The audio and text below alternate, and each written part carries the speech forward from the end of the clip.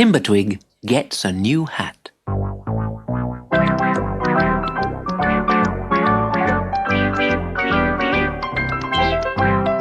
Granny Knot was doing her spring cleaning, turning out the cupboards, washing the curtains, and hanging the carpets in the branches of the treehouse.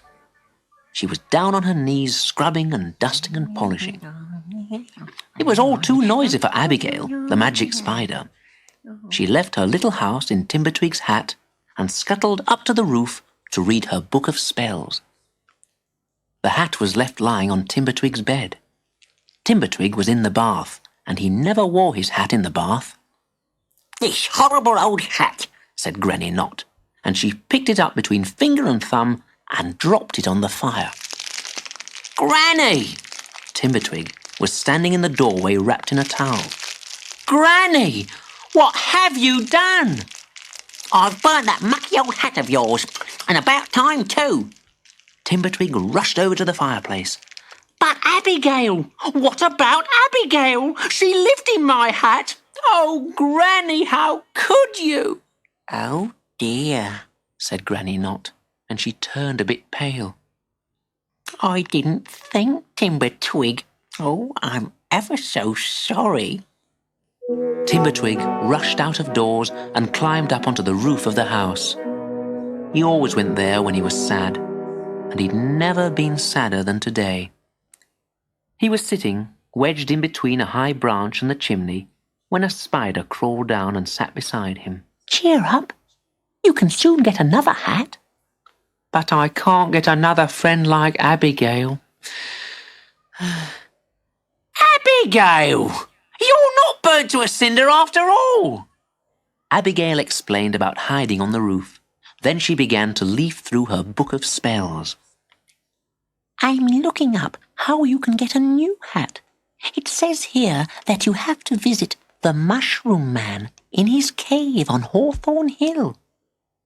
So they both climbed down from the roof and went in search of the Mushroom Man.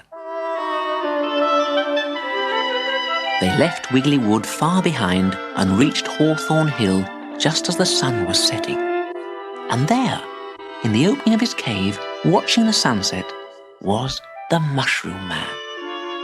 He had the most wonderful hat Timbertwig had ever seen, cream-coloured and made of something like soft as suede, with big orange polka dots all over it. "I like your hat," said Timbertwig. "It keeps the rain off," said the Mushroom Man. "but there's a snag. I can't take mine off like you can." "I'm not wearing a hat now because my granny burnt it when she was spring cleaning," said Timbertwig. "And Abigail's magic book says that you might help me get another one." The last of the daylight faded, and Hawthorn Hill was sunken in darkness. "Oh, I wish I was safe at home in our old hat," Abigail sobbed. It was not like Abigail to cry. "Cheer up," said the Mushroom Man's voice in the dark. "The moon will soon be rising, and then we'll see." The moon glided up into the sky along with a sprinkling of stars, and the whole of Hawthorn Hill turned a silver white, glittering with dew. "Oh," whispered Timbertwig, "the ground's trembling." One by one, the round white faces of mushrooms and toadstools popped through the ground and began to grow in the moonlight. And each one was wearing a different hat. There were hats like chimneys and some like windmills. There were hats like tea urns with taps on the front. Hats like lighthouses with lamps on top. There were umbrella hats and bird bath hats, wishing well hats and church bell hats. "You choose, Abigail," said Timbertwig. "You're going to have to live inside it." So Abigail asked to see round the inside of a hat like a birthday cake, and another like a castle, and a third like a coffee pot. But she said no to them all. "What are you looking for, Abigail?" asked the Mushroom Man. "Well, actually, I like that one best of all." She nodded in the direction of a scruffy old toadstool on the far side of the field. It was wearing a hat exactly like Timbertwig's old one, except that it had a jingle bell on the top. Could you bear to have the same kind of hat, Timbertwig?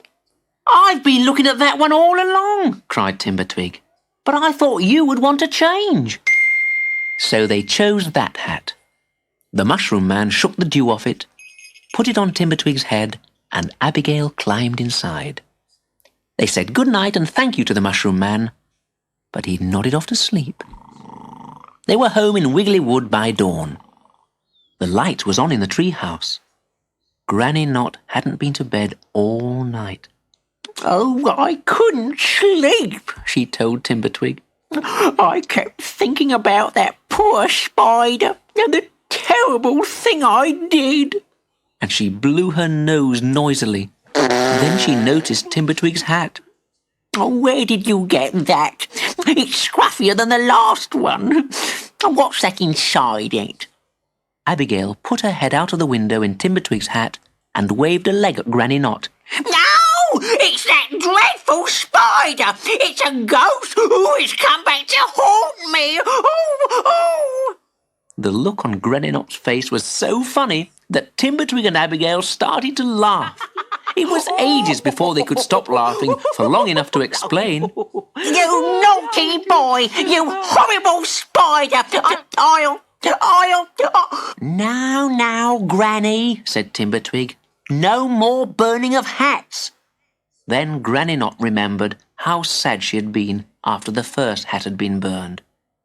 She began to smile, and her smile got broader and broader until she was laughing out loud. And Abigail and Timbertwig laughed as well, and the jingle bell on the top of his new hat tinkled wildly. Everyone in Wiggly Wood heard it and laughed.